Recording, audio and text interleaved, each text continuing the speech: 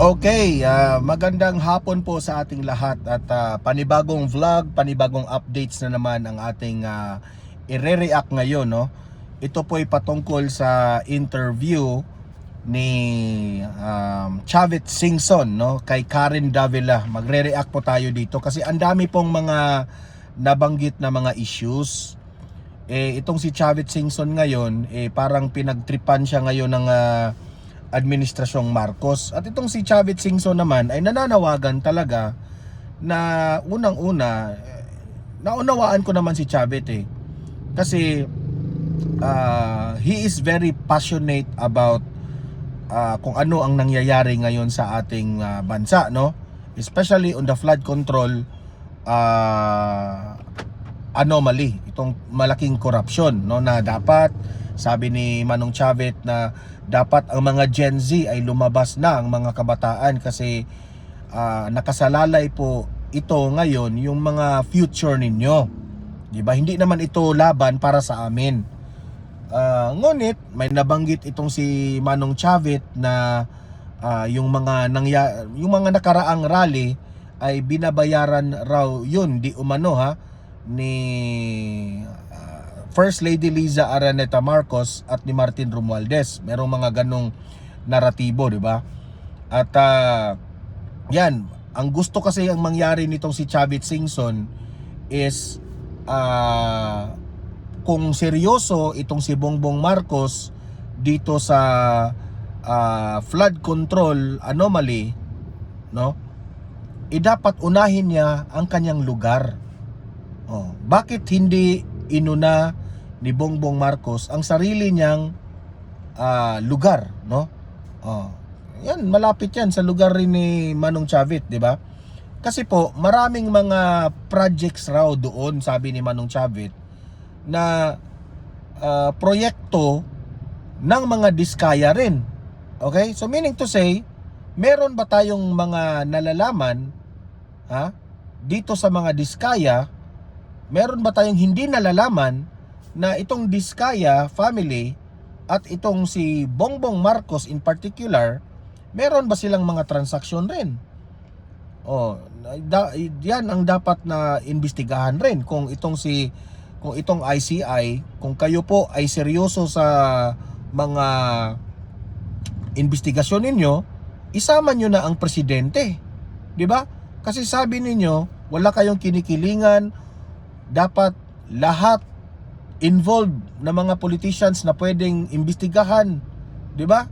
Isama nyo na si Bongbong Marcos kasi nabanggit na ni Chavit Singson ang pangalan ni Bongbong Marcos na posible na may kinaugnayan sa diskaya na mga proyekto dyan sa lugar ng nila ni Bongbong Marcos. Di ba? Tama. So mamaya pakinggan natin ang buong interview ni Manong Chavit, okay? At magre-react tayo dyan. At pangalawa, kung makaabot pa tayo, pakinggan po natin ang reaksyon, opinion ni Attorney Vic Rodriguez. Ito yung dating lawyer po ni Bongbong Marcos, no? Na sayang, lagi kong sinasabi yan sa vlog ko, na sayang itong si Attorney Vic Rodriguez na hindi nanalo bilang senador, no? Kasi grabe ang lawak ng kaalaman, no, ni Attorney Vic Rodriguez patungkol po sa batas ng Pilipinas, no, na magagamit sana ito, no, kapag siya ay naging senador, no. So marami po tayong makukuha na mga points, point of view, no, sa vlog na ire-react natin dito kay Attorney Vic Rodriguez, okay? Pero guys, ito nga, bago ang lahat bago natin ito itatalakay, bago ko ipapakita yung mga video na yan, help me po muna na i-like at saka i-share itong video na ito para kakalat ito sa taong bayan, okay? Inuubo ako guys sabay-sabay tayong mag-like and share. 1, 2, 3, go. Ayan, naka-like and share na ba lahat? And sa mga first time lang dito nanood sa Donmar TV, mag-subscribe na po kayo Libre lang ang mag-subscribe, walang bayad yan sa YouTube. Updated ka pa sa ating mga balita. Okay? Sabay-sabay tayong mag-subscribe sa Donmar TV. Ready? 1, 2, 3, go! Ayan, nakasubscribe na ba lahat? Nandito po tayo ngayon sa ating sasakyan while meron po tayong mga ginagawa at hinihintay. Dito na tayo nagpa-vlog, okay? Unahin muna natin itong interview ni Karen Davila kay Manong Chavit Singson. Ito, play, panoorin natin. Meanwhile, a construction company owned by the family of former Ilocos Sur Governor Chavit Singson has been identified as the contractor of an unfinished diversion road in the province.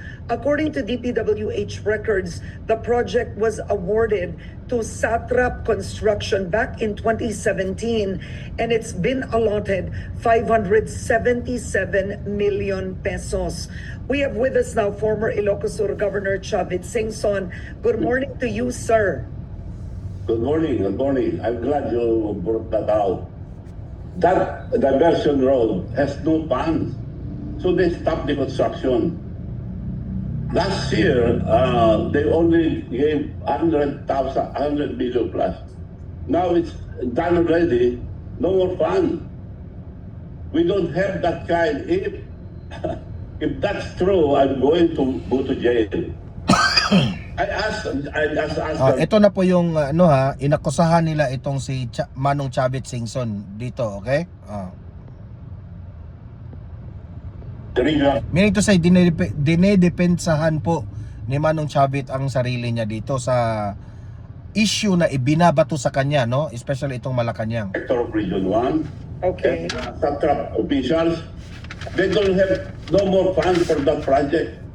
You give us funds, we'll finish this right away. All right. Well, first of all, ito, Tagalogin na lang natin para mas Yes. intindi, no? Ito po tayo. Ang pinag-uusapan natin ngayon is roughly 11 kilometers, no? Of the Ganbantay San Ildefonso Bypass Road. So first of all, Satrap is the construction company that won the bid, just to clarify.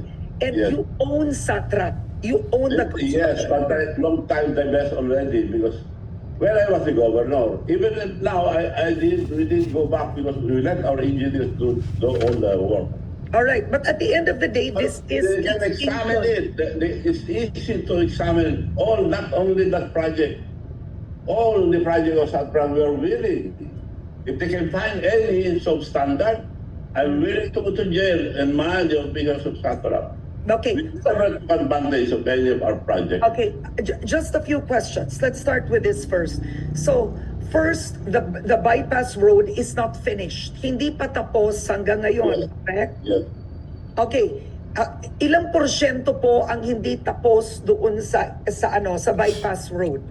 Konti na lang, magbigyan kami ng pondo, matatapos kagad. Sino ang kami? Sino ang kami? Bibigyan ang construction company po ninyo or ang probinsya? Ang gobyerno magbibigay ng national government magbibigay. Walang pondo. Ang pondo. So ang tanong ko, sir, ito, nakita nyo naman kung paano mag-insert ang mga congressman ng pondo para tapusin ang kanilang pet projects, no, whether ghost or real, sa kanilang distrito. Anong sinabi po ng congressman ninyo? Bakit hindi daw po natapos yung bypass road? Tinanong ko na, 100 lang daw ang binigay. 100 milyon. 100 milyon, tinapos na nila. Natapos na nila, kulang na ng pondo, wala nang pondo. We are all eager to do that, but walang pondo, walang pondo. Tinanong ko lang yung regional director, wala nang pondo. Bigyan nilang pondo, matatapos agad yan. Unlike other provinces na paborito nila, malapakadaling pondo. Alright. Ang proyektong ito, the total was roughly 727 million. Tama po, sir. Hindi totoo yan. Magkano yung... Portion by portion ang pinabidyan. Exactly. But the total project cost was 727 million? No, mahaba yan, kanya-kanya ang portion ng ano. Ang nakuha ng Satrap, konti lang, may trabaho na nila. I'm willing to go to jail. All the officials sa Trump jail din kung may kalukuhan nangyayari doon.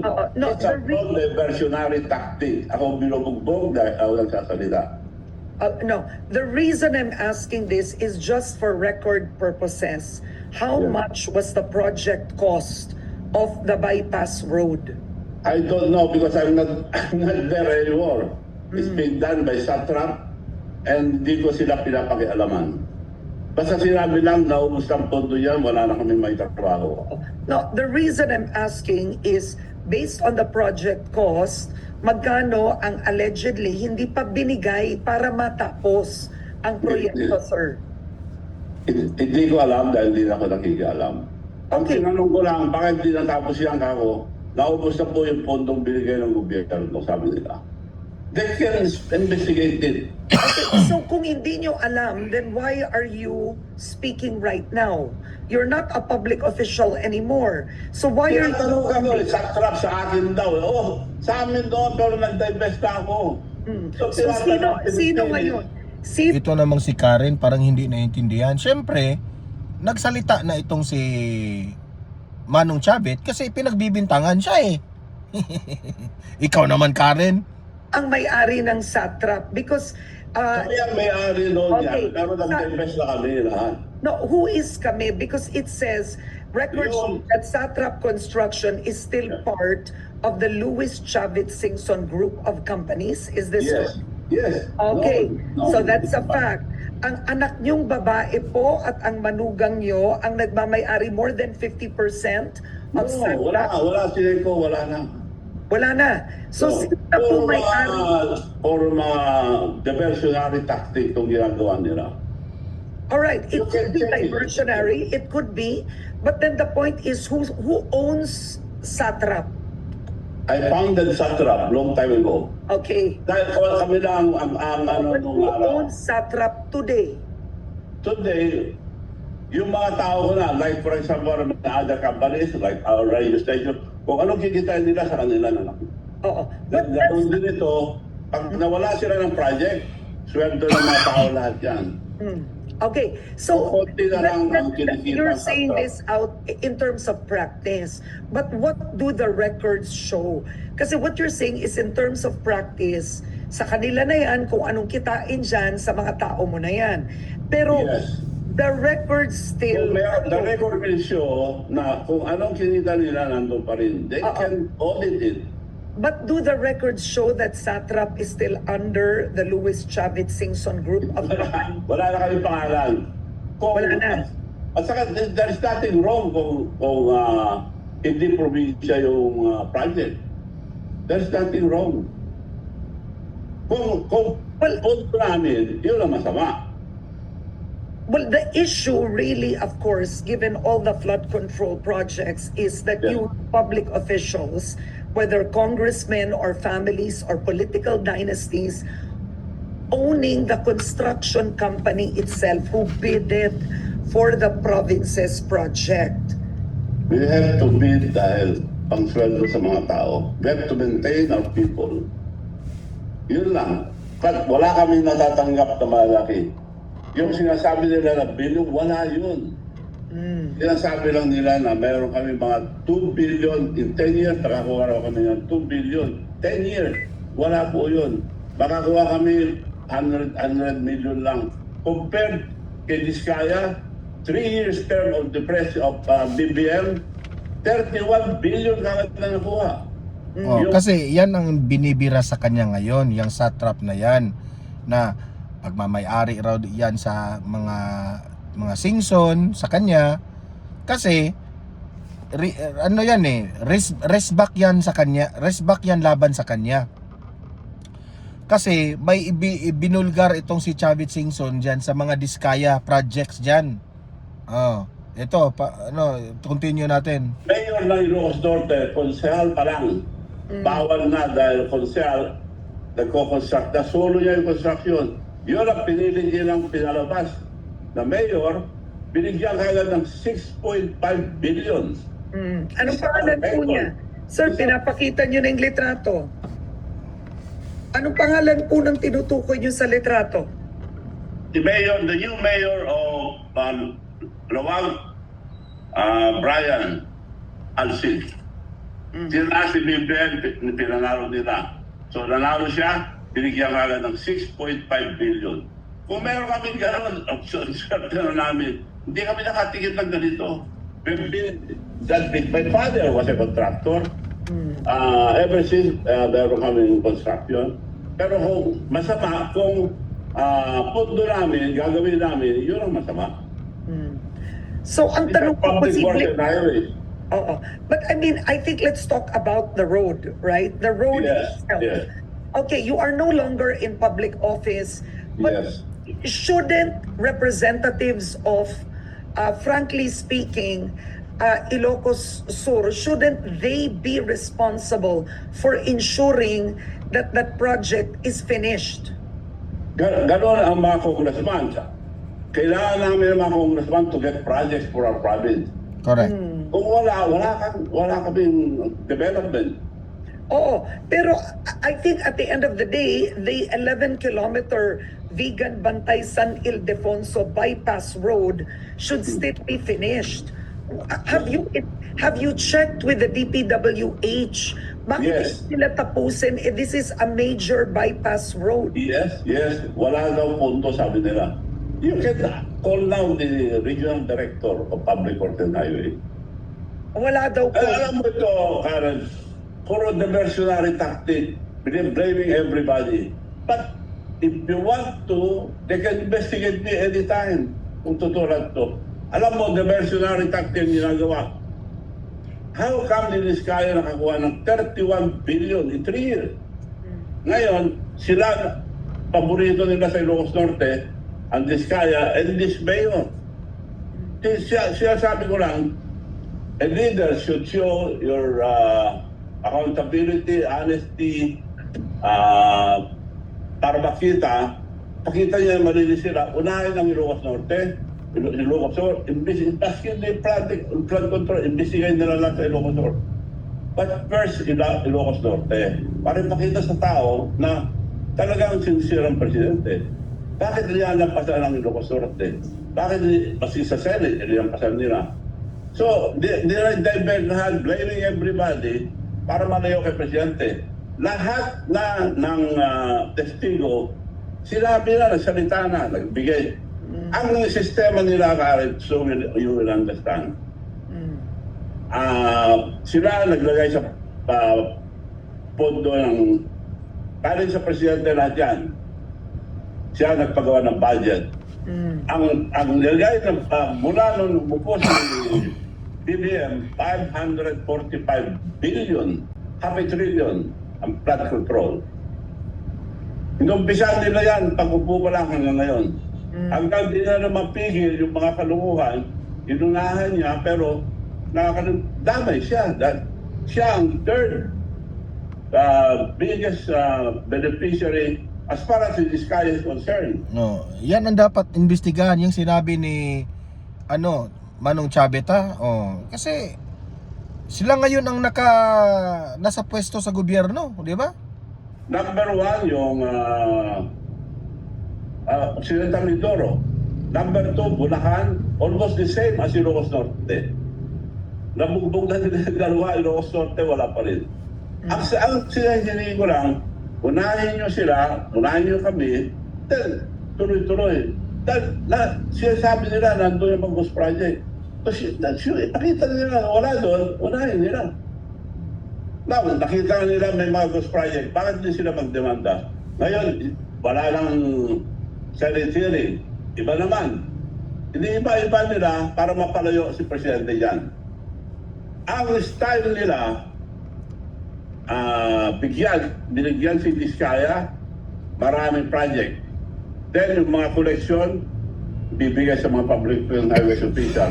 Public official, dadaling kay Speaker at saka si Congressman Saldico. Then, dinadala na, nandun na sa tabi ng Malacanang, dinaliver. Tininto na. Sinisira pa kayo yung testigo. So, ang dali sitaan eh. Napakadali. Bakit nila dinadali lahat? Nandun na. Idemanda nila. Binigay na kay Speaker. Alright. Go ahead. Do you want to finish? Dapat isama itong si Sandro Marcos at yung isa pang congressman dyan, dapat imbestigahan yung mga proyekto dyan, di ba? Kasi sino ba ang nag-hire nitong mga diskaya dyan na gawin yung mga proyekto dyan ng mga diskaya, di ba? Sure thoughts, sir. Ha? May tatapusin niyo po ba yung sinasabi ninyo? Yes. Kay binigay na ang pera kay Speaker according to the witness. Tapos sinara na, wala na. Sinisira ba yung witness? Yun ang trabaho nila ngayon kung paano siraan yung mga nag-witness to discourage yung mga witnesses. Paano umabot sa mga diskaya yun kung wala silang contact sa Malacanang? Correct. Tama. Paano nagkaroon ng project na gano'ng kalaki, mga diskaya? 31 billion ang project ng diskaya. Kung wala silang contact. So yun ang binagyan, yun ang nagbigay naman sa mga contractors and subcontractors. Dapat Karen, imbitahan mo yung diskaya. I-interview mo yan. Sino ang nag-hire sa inyo? Bakit nakakuha kayo ng 31 billion dyan sa lugar ng Pangulo, yung Ilocos Norte? Sila nagpunta, dinala sa mga officials ng Public Road and Highways. Sila naman na-deliver kay Speaker Martin Romualdez according to the witness. No. Saka sa sabi ko. Okay. Deliver nila sa kanino Malacanang, wala na. Dinago na lahat. All right. Now, okay, Governor, do you have any proof linking, number one, attacks against you to Malacanang? Because you're stating 2 points. What you're stating here is, in effect, this is a diversionary tactic to Yes. attack you by destroying you with the unfinished bypass road. But the truth of the matter, if we go to the project, it is unfinished. At sa pilis, walang pundo eh. Okay. Walang pundo. I'm willing to go to you. Mas hindi ako included doon. Takulong niyo ako kung hindi totoo itong sinasabi ko. Okay, now do you Now, the ICI, I dare the ICI to go to Ilocos Norte. Then, doon sa sinasabi nila na project ng sa truck, lahat imbisigan nila. I'm very sure. Okay. Makakalukuhan yung puro panira yung sinasabi nila, 517 billion. Okay. Wala yun. Kung meron ba lang yun, matagal na namin natapos yung bypass road.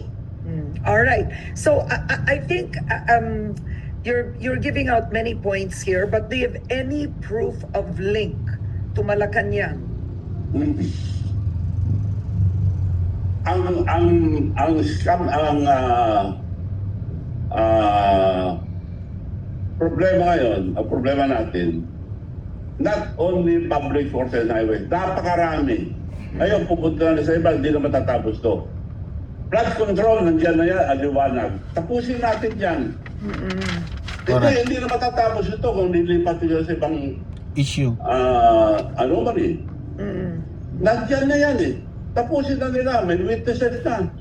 Kasi ang ginagawa ngayon ng mga kongresista, itong mga government officials na sangkot dito sa flood control anomaly, dinadivert nila sa ibang issue. Dinadivert nila sa ibang corruption issue. Para naman makakalimutan yung issue nila. Ganyan, ginagawa ng administrasyon ngayon. Ngayon, ang sabi nila, pumunta si Speaker Martin Romualdez sa ICI. Kung magsabi siya ng totoo, solved na. Alright. Sinungaling siya, wala. Niloloko na ng taong bayan. Okay. But then people might think now you're diverting the issue to former Speaker Martin Romualdez. Because I think the issue at the end of the day is still the bypass road in your province, and that's a trap. I'm challenging everybody. You can go now check it. Bigyan ko pa sila ng Kasi ganito ang style ng administrasyong Marcos. Kapag sila ang tinatanong sa corruption issue, instead na sasagutin nila, example, may ibinulgar itong si Chavit Singson na dapat imbestigahan itong mga diskaya dyan sa lugar ng Pangulo, Ilocos Norte. Yan ang unahin.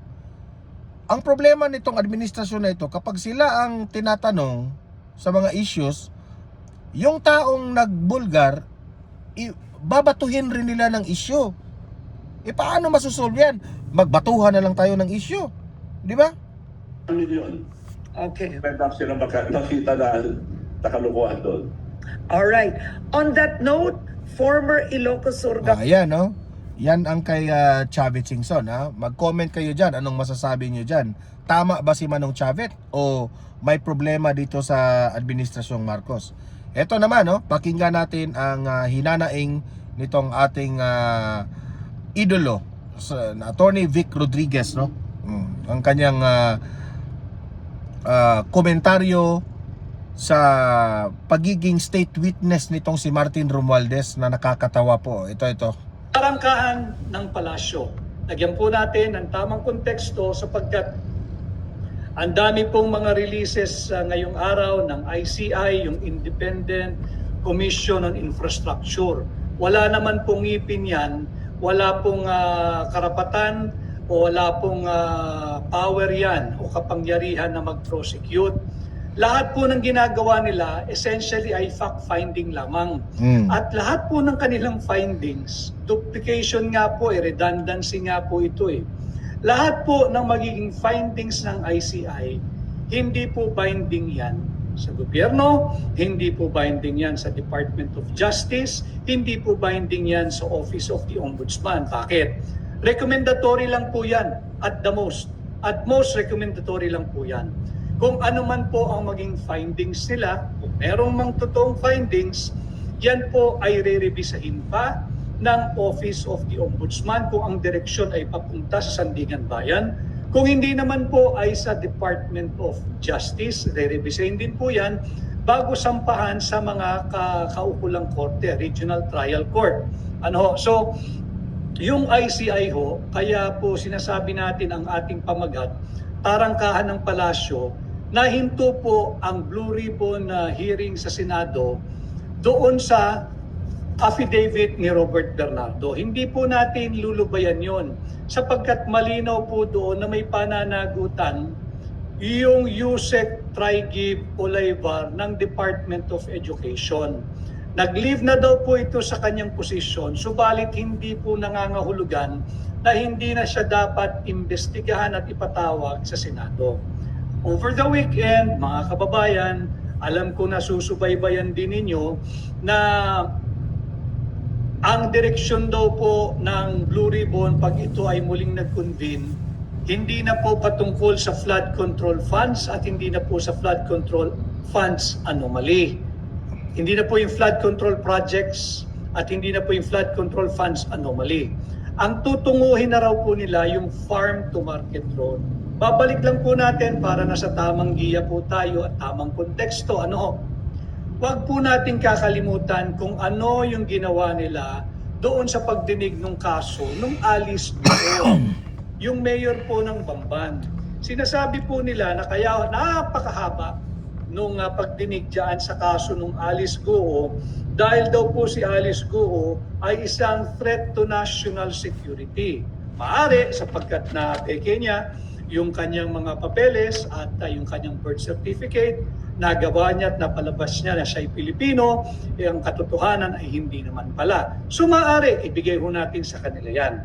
Subalit, Alice Go isang individual, masasabi nating pribado, although siya ay mayor din naman ng Bamban. Higit pong malaki yung ginagawang kasalukuyang pagdinig ng Blue Ribbon Committee patungkol nga po sa flood control funds anomaly at flood control projects anomaly. pati na yung ghost projects. Higit pong mas malaking issue ito kesa sa nationality, kung paano niya na-acquire yung kanyang illegal Filipino citizenship ni Alice Guo. Yung kay Alice Guo po ay tumakbo ng ilang buwan, maaring 6 na buwan hanggang 1 taon. Please feel free to message to correct me if I am wrong. Pero hindi naman maaari na sasabihin ng bagong pamunuan ng Blue Ribbon Committee na last 2 hearings na lamang daw yung gagawin ng Blue Ribbon. Di ba? Ang ginagawa ngayon ng Blue Ribbon Committee, itong si tuta na si Senate President Soto, ginawa niyang Blue Ribbon Committee Chair itong si Erwin Tulfo. Ang very disappointing sa taong bayan ay sinabi nila 2 hearing na lang itong patungkol sa flood control anomaly. So, by doing that, do you think na binigyan mo ng hustisya ang galit ng mga taong bayan? Now, kayo dyan sa Senado, pinalitan nyo si Chis Escudero bilang Senate President. Yan ang nangyari ngayon. Do you think deserve na maging Senate President yan si Tito Soto? Niloloko nyo ba ang taong bayan? Di ba? Para tayong naglalaro dito Tama na yung direction ni Senate President Chis Escudero at ni Senador Marcoleta. Pinalitan nyo. Di ba? Ang tanong ko dito, are we really solving the issue on corruption dito sa Pilipinas? O linalaro lang natin ito? Wala kayong pakialam sa taong bayan? Di ba? Hindi na ba kayo nahiya dyan? Kaya po tayo ay ilalagay natin sa konteksto, sadya pong kitang-kita, pati ang ICI. Kitang-kita ang cover-up. Yung ICI na yan, naglalaro lang yan para ipakita ni Bongbong Marcos na ginawa niya ang lahat.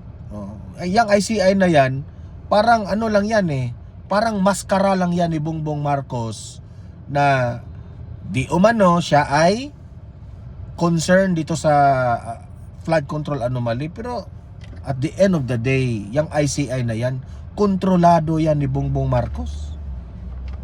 Di pa rin yan matutuklasan ang tunay na may mga mastermind dyan.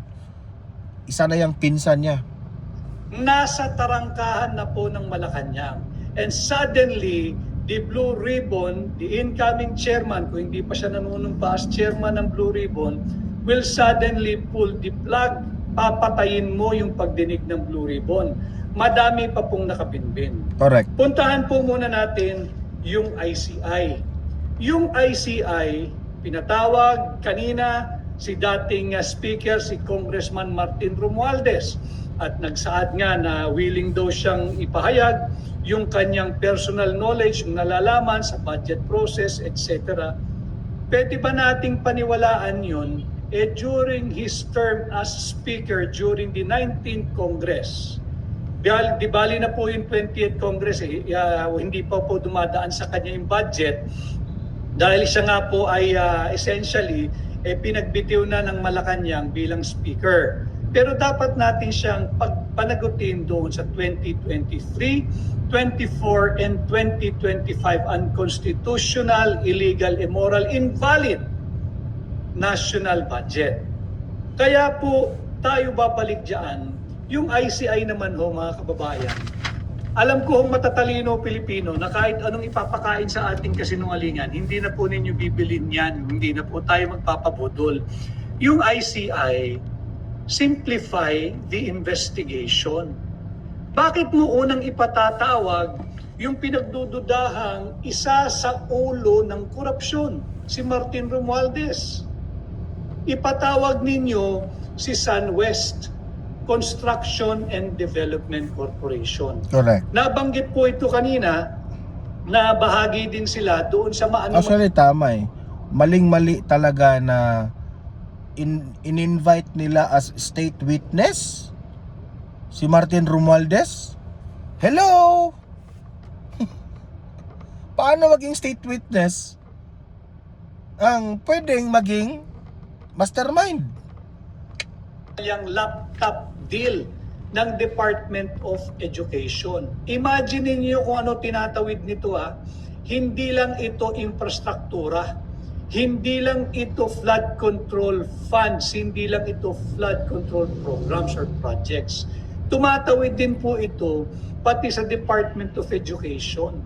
No wonder even the Education Commission 2 ng Kongreso napatunayan nila na halos lahat nga po, hindi ba, ng ating grade 4 students ay hindi daw po dapat grade 4. Pagkat sila'y mangmang at walang sapat na kaalaman. Nandyan po yan sa report. At halos lahat daw po ng grade 4 students ay dapat grade 1 lamang. Hindi po nakakagulat kung pinasok po ng SunWest pati yung deal ng DepEd sa laptop. So kung totoo itong si ICI, ipatawag ninyo si SunWest o si Highton. But alam mo ninyo kasi, wala ho ako. Personally, you do not have to agree with me. But I personally, I have no expectation, I have no reliance whatsoever on the ICI. Why?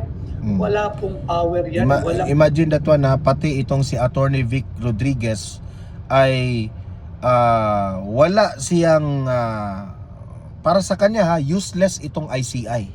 Pareha kami ng pananaw dyan Poder yan, walang kapangyarihan yan. Walang kapangyarihan. Wala mang imbitasyon, wala man lang kapangyarihan yan. Correct. Na mag-issue ng subpoena. Mm. Walang kapangyarihan yan na mag-cite ng kahit na sino in contempt. Hindi po maaari Hindi naman po dumaan sa Kongreso, hindi naman po isang legislative process yung pagtatatag dyan sa ICI. Katunayan, wala nga pong pondo yan Hindi ko alam kung saan kukuha ng pang-araw-araw na gastusin lahat ng nai-involve dyan sa ICI. Maaaring sabihin nila, we are doing this for the love of our country, for the love of the Filipino people. Fine. But, patawag nyo nga yung SunWest Construction and Development Corporation. Sige nga. Ipatawag nyo nga yung Highton Construction and Development Corporation. Sige nga.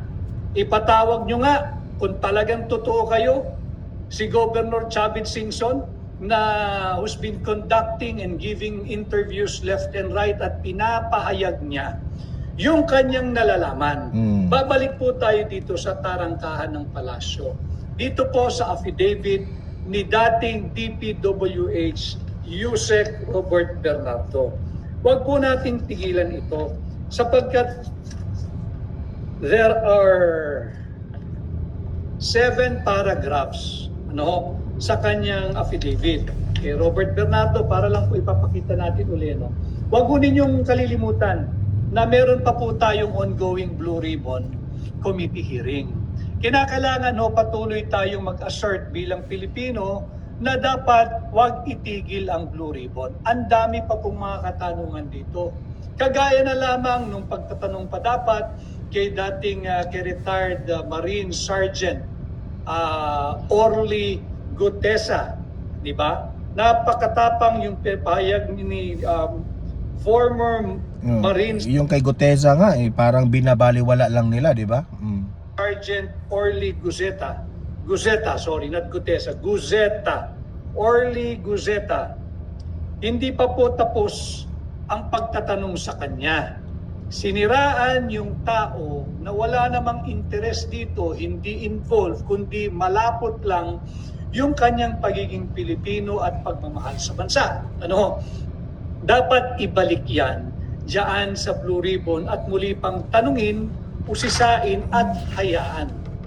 Ang mga iba pang katulad niya o kasama niyang security officers o katropa niya o kabaro niya, mga dating Marine din siguro, hindi ba, na magpahayag ng kanilang nalalaman to corroborate yung forthright na pahayag ni Sergeant Orly Guzeta. Ayan So Kayo guys ha, harap-harapan na ang kanilang ika nga sabi ni Vice President Inday Sara Duterte, itong malawakang investigasyon patungkol po sa flood control projects ay isa pong joke. Isa pong joke. May nagko-control. Yan ang sabi ni VP Sara, may nagko-control sa narrative nito. May nagko-control. Kapag presidente pa si Bongbong Marcos dito sa Pilipinas, hanggang siya ang presidente ha, hindi pa rin masasangkot yan si Martin Romualdez at si Zaldico. Yun ang katotohanan. So, meaning to say, kapag si Bongbong Marcos ang presidente, sa madaling salita, wala pa ring solusyon yung korupsyon na yan. Walang solusyon. Wala talagang solusyon sa korupsyon na yan. That is the reality now. Sa pangyayari ngayon sa Pilipinas.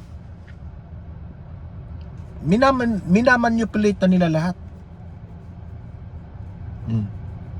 So, shall we say na another budol na naman itong ginagawa ni Bongbong Marcos? May pa drama-drama pa siya sa kanyang SONA, di ba? Mahiya-hiya naman kayo.